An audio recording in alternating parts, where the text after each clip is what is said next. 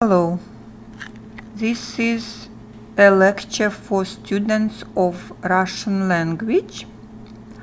I will be speaking in English, and concentration here is on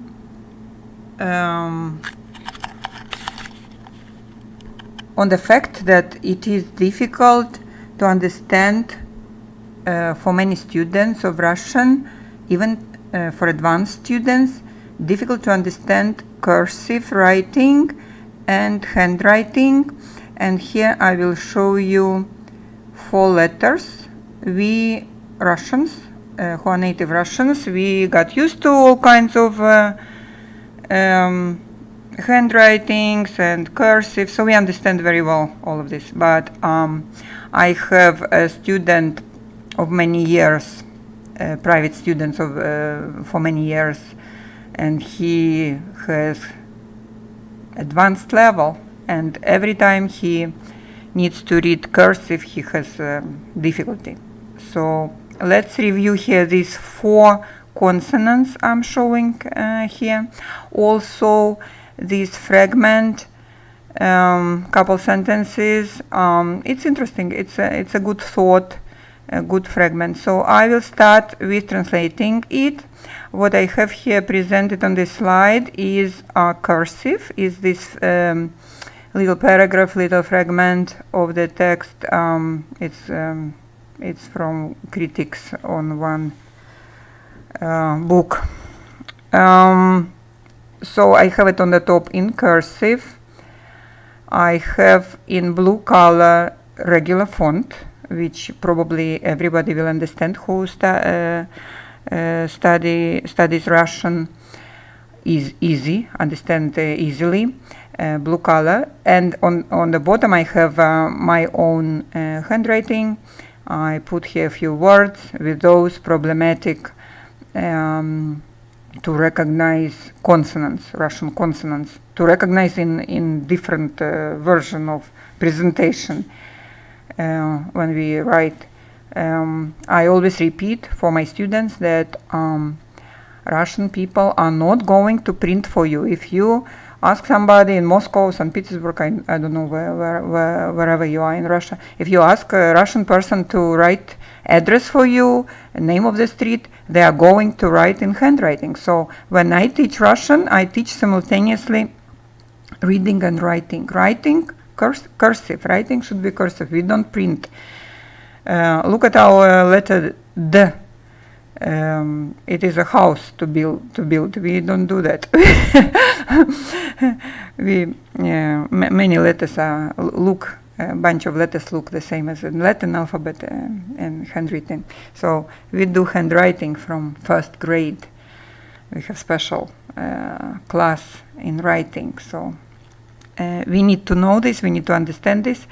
You may print if you want, but you have to understand when you look at my few words there in writing. You have to be able to read them. Okay, at first I will translate the paragraph. The first line. Есть в этом кое-что ценное. There is something valuable in it. Развивать в себе искусного читателя, to develop in yourself a skillful reader, значит воспитывать в себе. That means to develop, to raise up, to bring up in yourself вдумчивого и чуткого человека, a thoughtful and sensitive person, способного направлять внимание на то, что внимание достойно. A thoughtful and sensitive person who is capable to direct his or her attention to something what is worthy of that attention. So this is the interesting thought. To develop in yourself a skillful reader, to develop a reader. So we have here in red color, it is a pair of letters it's one letter. It's letter T, Russian T. And I underlined in the text есть, one word which has this letter T. As you see, where is the confusion here? The confusion is that in Latin alphabet it is M. Okay, so this is Russian. Definitely it is Russian written cursive T. And many Russians would write T like printed, just for fast. We do that just in the middle of our handwriting. We will start this T, we will put printed shape. But many times, many Russians write like this. Okay, so red color, we see T, which looks cursive like Latin alphabet M, but it is Russian T. We need to understand that. And in blue color, you see it's regular T, printed T. Then next we have V, and we can recognize it, but it's a little bit weird. It looks like some kind of flower, or I don't know, loop, some kind of double loop. A little bit unusual. That's why I also am showing here. For example, in blue color script with font, we have here regular V, which is of course Latin alphabet B, and Russian it's V, Victor. And also look at my handwriting.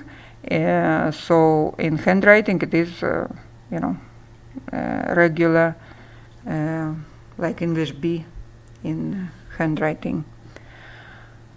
The next one is green color. Yes, and I underlined воспитывать. I underlined the verb воспитывать is to raise up the child. Воспитывать is to bring up. This is воспитание детей, bringing up of children. Okay, so this is воспитывать, beautiful verb, infinitive, where we have two times this V, a little bit weird shape it has here in cursive font, in italics, rather italics we call it. The next one is G. Look at this. G is printed. It's like I always joke with students. It's to hang a person.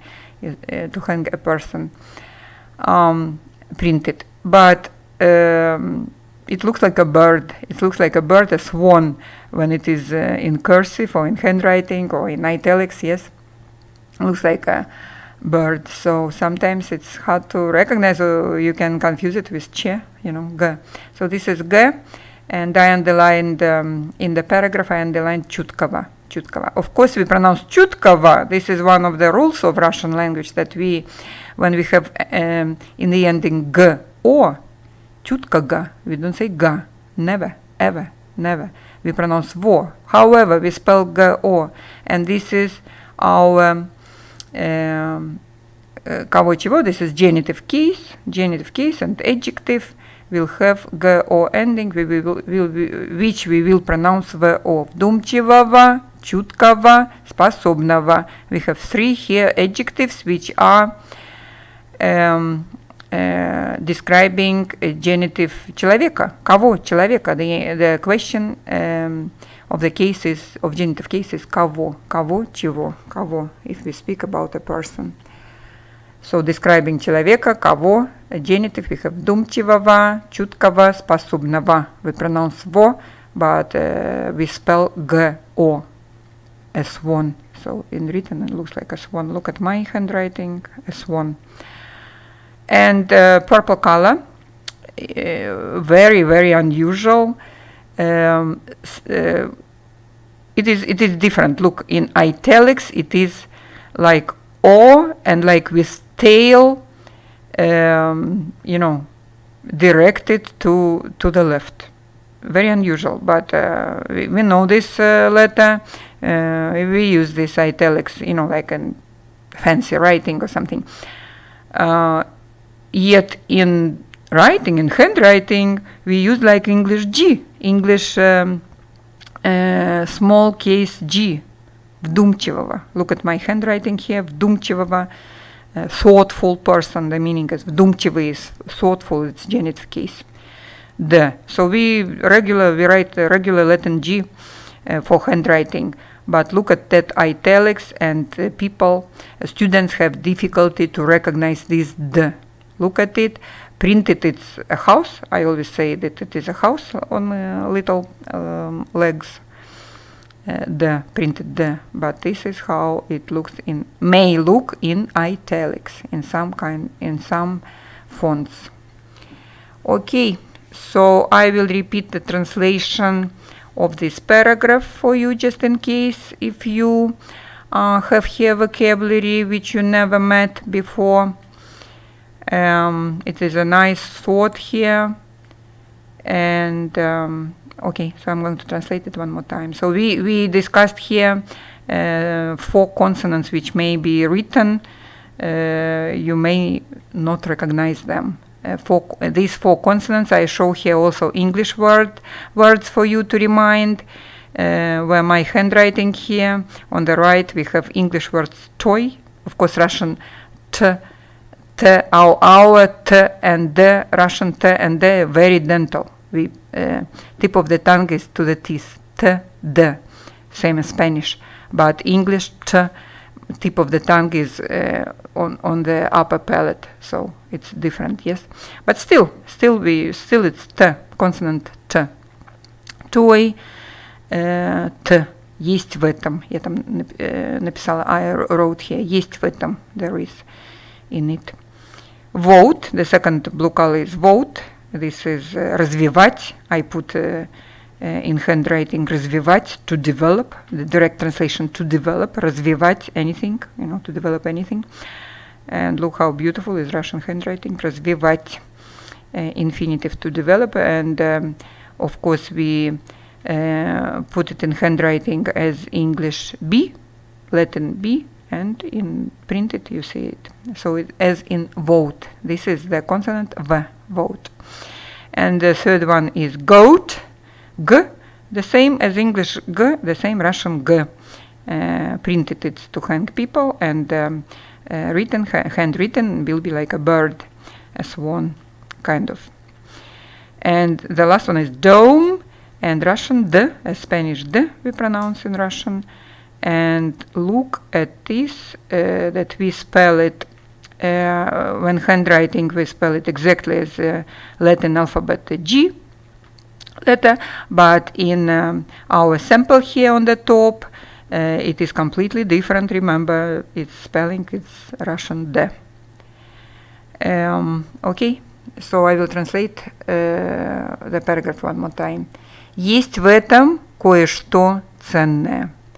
There is something valuable in it. В этом, in it.